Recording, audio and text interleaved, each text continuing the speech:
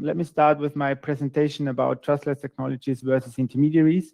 And I will give you an example of legislation. I know it is a topic which is something not everybody is very happy about.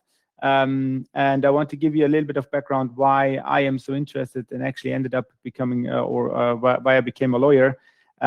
Because I started actually as a tech person, or I was always interested in tech. I even tried to code a little bit of software, but I'm a horrible coder, so forgive me. But what I have is a basic understanding of tech, and I'm always fascinated by new technologies. Then I actually decided to say, okay, like I understood tech, like the rules, how it is working, and even how you actually can implement it, or like how you can actually use technology. And then I said, I want to learn the rules, how our society works. And this piece of legislation in Liechtenstein is actually regulating an area of technology which started on behalf of the idea, like, we don't need any regulation and we don't need intermediaries, because you saw what was happening until 2008. So, and now we ended up with having regulation. But I will try to give you or at least the view I have on this, why in certain areas it still makes sense, or it makes sense to have regulation and intermediaries. And in other parts, it makes sense to use only technology, because technology does a better job. And this is what this presentation is all about. So you already heard a little bit about my person. I want just to that you know what is Liechtenstein. I will keep it very, very short. I will just tell you that Liechtenstein is in the heart of Europe. We are between Switzerland and Austria. And we have a strong financial center. The only message I want to give you there is actually that Liechtenstein had no reason or no need for a specific regulation in the blockchain area to attract new businesses. That was not the starting point of it. The starting point was actually a work group built by the government of Liechtenstein in 2016, and I was a part of that work group. And what I want to point out about in that roadmap is that this work group started to build up knowledge before we thought about crucial questions like, do we need regulation? And I will not go into detail how the political process went and what that took us or the government actually to have that act in force. What I want to tell you there is that we use quite a lot of time in really focusing on understanding this technology, and to understand this technology and to answer the question if we need regulation. And that was actually different from other approaches I saw so far, in not only in Europe but globally, because quite a lot of legislative approaches, they said, okay, there's new technology, we have to stop that, or we have to regulate that, or because we will have legislation to attract new business in that area. But the Liechtenstein, and that's what I call the Liechtenstein approach, was actually to build up knowledge first, to understand what's new, and then to answer the question, is regulation needed? Because the prime minister asked actually that work group, shouldn't we just let it just try to have that in Liechtenstein, to allow it, don't regulate it, and see what happens, or if we have like the existing legal framework is able to deal with that. And I will try to tell you why it was actually in the end, even in my opinion, a good idea to have regulation in that area. But don't get me wrong, I'm of the opinion if technology alone will provide solutions and you don't need any intermediaries, then don't use any intermediaries. And because Liechtenstein is a part of the European Economic Area, we had to think of if it is even possible for us to have a specific legislation in Liechtenstein.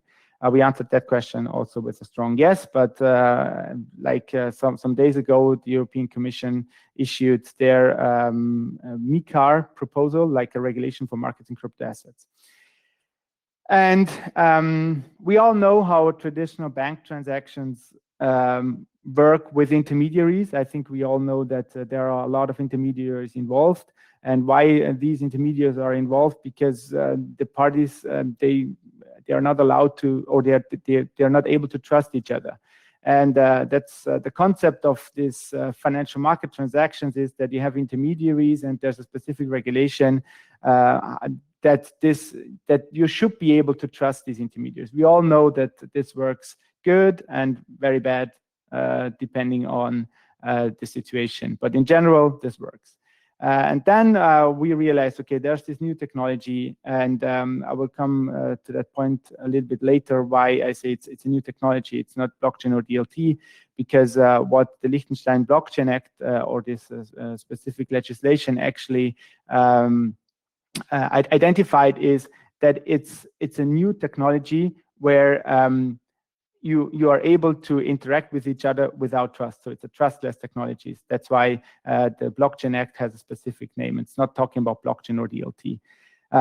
So you will not find any blockchain or DLT in the legislation. That's not a term we use, to be as technologically neutral as possible. So the idea was to say, okay, there's this new technology, and what we want to actually provide is the legal framework, and actually I will come to that in a minute later, that it actually supports this technology. So we said, okay, we don't need to talk about blockchain or DLT. It's just a new technology. And so we even, because in the regulation world, like everybody was talking about this classification approach, that you have securities and utilities and whatsoever, we didn't use that term as well. And there's no classification within it because we wanted to let it, like the idea was to have it as flexible as somehow possible. So there's no classification approach as well. What's in the center is trusted technologies. You can also call it trustless technology. And we all know that a trustless technology actually allows you to interact with another party without trusting the other party. And that's actually, I mean, that sounds very simple, but it is actually huge. It is even huge for the impact of the legal frameworks. And what is different, or what is special about the Liechtenstein Blockchain Act, is actually that it's the legal basis for the token economy. You see a lot of people talking about now every half a year a new buzzword is coming. The idea about the Liechtenstein Blockchain Act is actually that digitalization is anyway happening. And the question is which areas of law you have to address to make it possible, not to stop it, not to hinder it, but to foster innovation and to have legally binding transactions. And I know some of you will think it doesn't make any sense because we don't need like the legal part of it, but I will try to show you in which areas you still need regulation, and you still need actually to have legal certainty. I'm talking about this bridging function. I will come to that in a minute. And what we identified is actually which functions tokens have. And for these transactions, we were talking about, actually, it's the first is the legitimization part of it. Like if you are the token holder, you are the person actually who is the person who is allowed to transact, who is allowed to use this token and the rights represented by the token.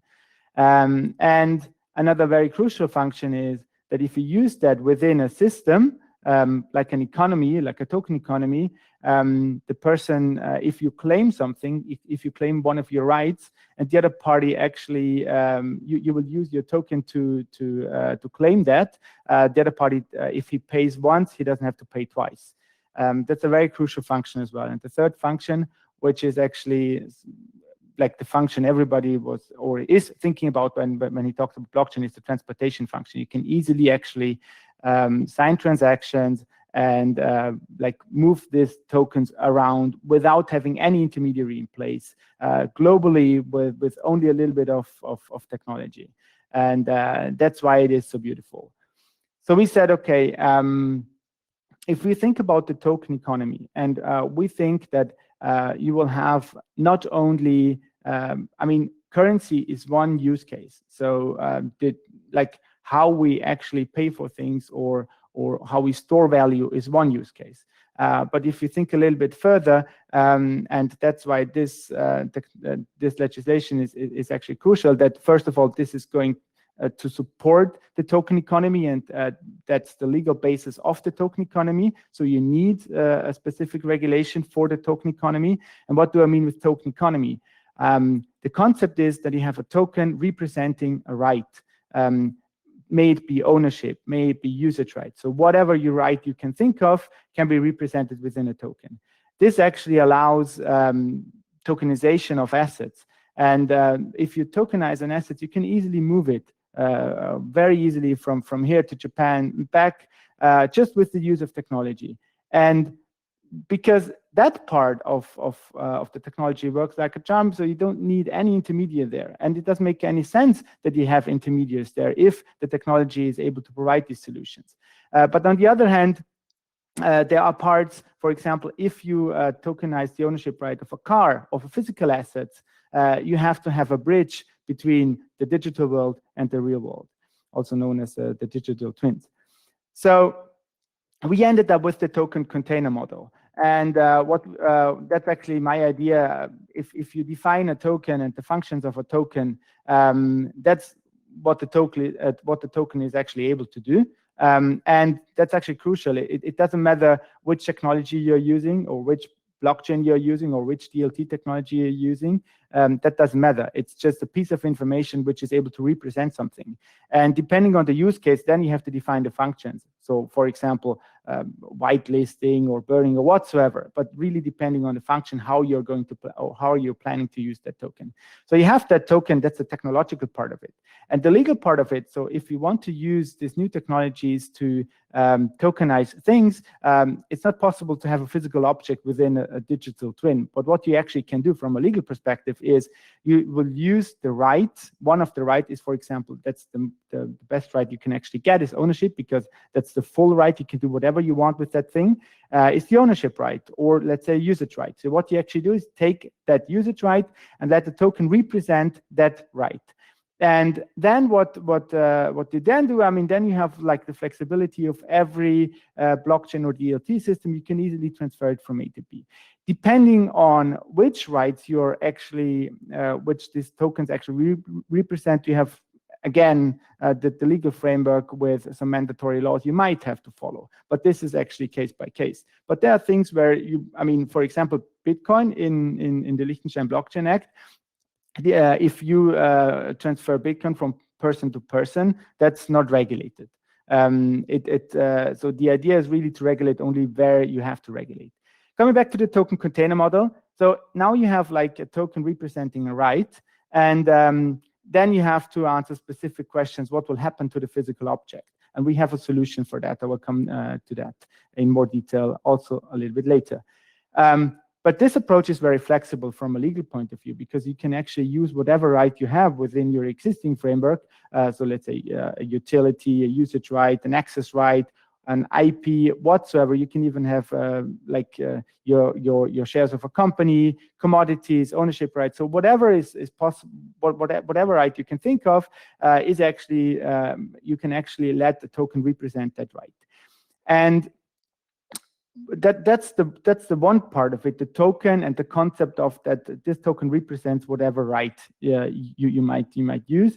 And the other thing is that we have I refer to that as a relationship model. We say, okay, there's something which we call TT keys, so trusted technology keys, also known as private keys in most blockchains actually. And we have an identifier like the public key. And also as technologically neutral as somehow possible. And there you have a relation between these two from a legal point of view. And so what does that mean now in general? And that's what I try to tell everybody. It's just like a very flexible way of digitalization, and it's like a way of how you can use the technology. And the Blockchain Act is actually the legal framework that you can make use of this technology. You can also refer, like I thought of, like you can think of it as the SDK for legal certainty. And what do I mean with that? For example, if you transfer a token from A to B, you can have a 200 pages contract dealing with all of the consequences, the consequences of that.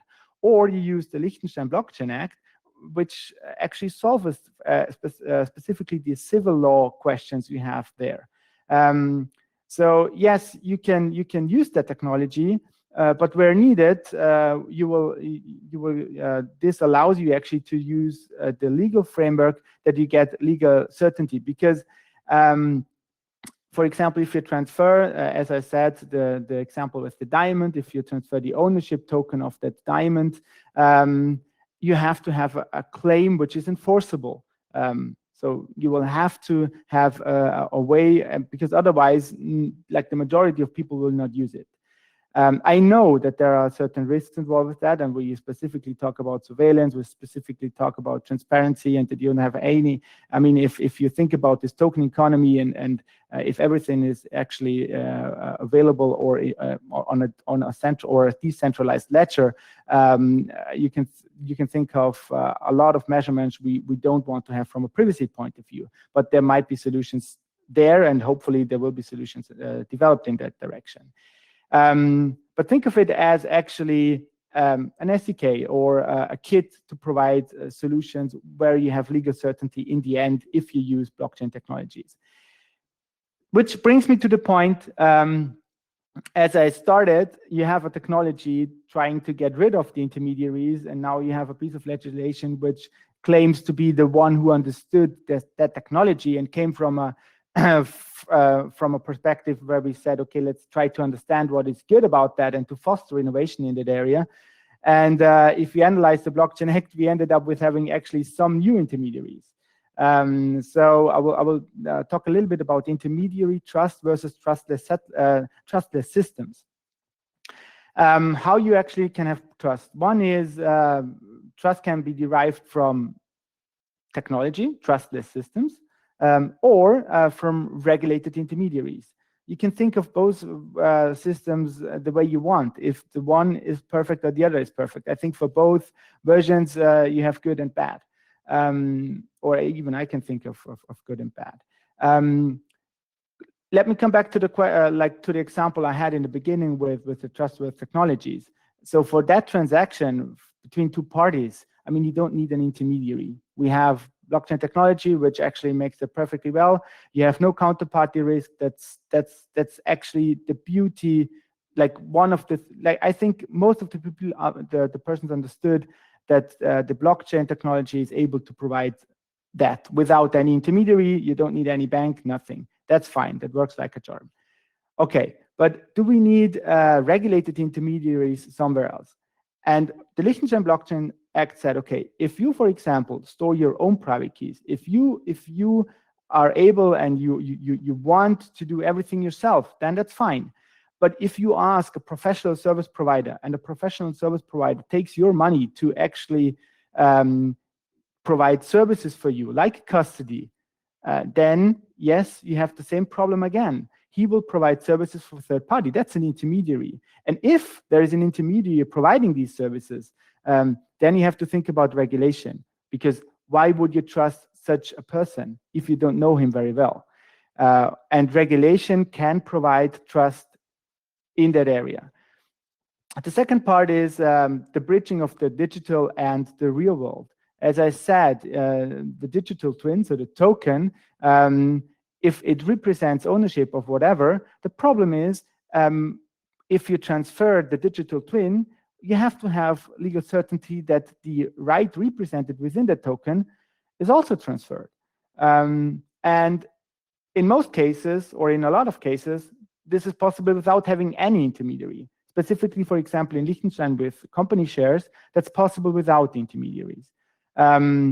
We can think of the secondary market, that's a specific question, but to issue tokens on your own behalf, you don't need any intermediaries. There are actually legislation or draft legislations or provisional legislations where this is treated differently, that even for the emission you need an intermediary, but I don't think that you need it that respect. But if you have physical objects, depending on the use case, you might need a person which actually built the bridge between the real world and the digital world. And third point I want to mention here is abuse prevention. And I'm not talking, but also talking about anti-money laundering and CFT, but also talking about order books. And the problem is, coming back to the question, you have to understand the technology first. As a lawyer, you have to understand the technology first. As a regulator, you have to understand the technology first, I think. And for example, if you look at order books and the way of how exchanges and cryptocurrency exchanges operate, I mean, these are central institutions. I mean, they have a central order book. It's basically a website, nothing else. But they can actually do whatever they want with that data. They can do fake orders, front running, everything, insider trading. And there are decentralized ways of doing that, where all of these issues are addressed. But you see that the majority, they're acting differently. And I mean, who really understands if somebody is claiming like, we are the next cryptocurrency exchange and we are secure because we are decentralized, and then what is really decentralized is only clearing and settlement, but the order book is not decentralized, and then you have all of these problems again. So yes, even there you might need new intermediaries, or you might need regulation, not new intermediaries. I mean, these are anyway already regulated. And as I said, for example, like now we say we have, let's call her Lisa. Lisa says, okay, I want to use this technology, but I don't want to manage my keys because I just don't have the knowledge. I mean, there are a lot of persons who just don't have the knowledge to use these technologies. And so they ask third parties to help them. And the problem is, if you ask a third party to help them, you have the same problem again.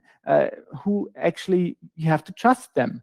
And in a lot of cases, I mean, it's possible to trust them, but you always have people who are not trustworthy, actually, because they don't provide their services well. And you can say, okay, that's easy because the market will solve the problem. Nobody will go to them. That's one part. But the other thing is, like, for the person losing then their money or whatever they have represented by the token, actually, that's too late. So if you ask a service provider who will actually use that technology for you, because he is able to manage your private keys, for example. I mean, if you can manage your private keys yourself, you know, but there are really a lot of people who don't want to do that. So you have service providers again, and there you need trust again. And therefore, I mean, for now, there's actually, I cannot think of a better solution than having a regulated person. If you do that in a professional way and you ask for fees for that, then that's one solution. And one specific intermediary which actually the Liechtenstein Blockchain Act introduced is the physical validator. And I used a picture of that bridge between the real world and the digital world. Coming back to my example with the physical object, the ownership of the diamond. If I actually issue a token representing an ownership of a diamond, and then I will transfer that token to another party, and I lose my, for example, and then he will transfer it again and again and again, and actually the final token holder will come to me and say, Thomas, please, I am the owner of that diamond, please hand it over. And I lost it, or actually yesterday it was stolen, you know, in the end, it is not enforceable anymore. And this will actually hinder adoption in that area.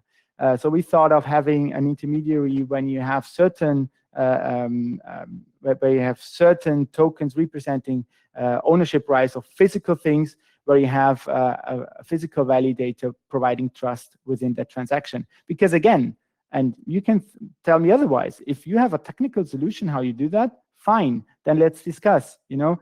But if you want to do it now, and the only way actually in the end, you know, how you can do that now, or at least the Liechtenstein government had no other idea of doing it that way. And I think it is a clever way. It's actually the best way I ever heard of for now. And what does that mean, or what does that actually help? So why don't you use only technology? I mean, it's fine if you have a token and you can actually transfer it freely from A to B without having any intermediary. But only a contract, or even if whatever you want to do, you have to think about enforceability. So and the Liechtenstein Blockchain Act is actually the legal framework. So that's actually the bridge between what is happening in the digital world and what is happening in the real world. So you have to have like something which actually combine these two. We call it coordination of these two worlds. And with that, you don't not only have like the digital world, you also have the real world enforceability. And that's actually a big thing about the Liechtenstein Blockchain Act.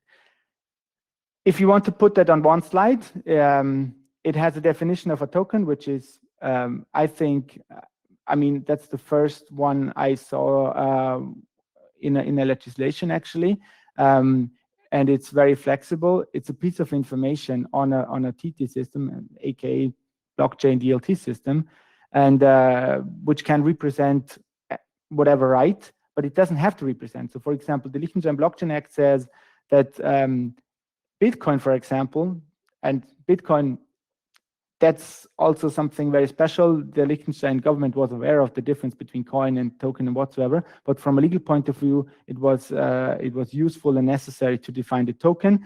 And even the Bitcoin, one Bitcoin is a token. So, but Bitcoin is not representing any right. I mean, the only thing you can do is you actually can sign transactions, but that's fine, and that's not regulated. I mean, if you don't provide services for Bitcoin, for example. And that's what I already talked about. You have the token functions, you have the relationship model, and then, as I said, if you dispose over a token, you also transfer the right represented by the token, and this will allow you to tokenize assets. And it's very, very flexible. So we can talk about whatever assets or whatever right you have, you can actually tokenize that. And the concept is representation of rights rather than something else. And you have service providers where service providers are needed. This will lead to legal certainty. So I have some minutes left, and then we have some questions. The question is, if everything is digital, do we end up in digital totalitarianism? And that's actually one thing I think of. Yes, I mean, you have, as I said, you have abuse prevention, which is necessary on the one hand, but on the other hand, you have the risk of financial surveillance. And I mean, we all know that that's not a risk. That is what is happening. And the question is, and I think, you know, there should be a balanced approach between these two. And that's one of the biggest risks, I actually think, for privacy, because I mean, I don't want, I mean, I think that it's legit to have privacy. Not everybody has to know what I have, what I'm doing. But on the other hand, I think, yes, for sure, there are reasons where you have to prevent abuse of these technologies. But the good thing is, and I mean, that's actually something I think we should talk about, is that we need a balanced approach. And I think with that technology, it is possible to address abuse prevention, but on the other hand, keep the privacy of the users. And I think we should end up there, because without any AML abuse preventions and CFT, we don't see mass adoptions. Because I know everybody thinks of, yes, it's easy to hold your own private keys and I don't need anybody to help me. Yes, that's maybe you and all of your friends. But if you look and talk to whatever, to your family, to your grandma, I mean, maybe your grandma knows better than you, but my grandma doesn't know anything about Bitcoin or about private keys. So if you think about what's the beauty of it, and what will this actually transformation to a digital world will allow us, I think it's good and it's useful to think about how we can keep our privacy within that token economy. And so I will conclude with 3 points. The Liechtenstein Blockchain Act, there's regulation only where necessary. It allows you actually to bridge the digital with the real world. And think of the TVDG as the SDK to get legal certainty. So you can provide the technology, and that's like somehow of an API to have legal certainty in the real world as well. And what I don't want to discuss that for now because my 30 minutes are over, but there's a proposed regulation from the European Commission for the European Union, and it's markets in crypto assets regulation. And I actually will share my slides, I think. So you have links there with a lot of information. And that's something anywhere will happen in the European Union. So you see more and more regulation in that area coming. Thank you very much.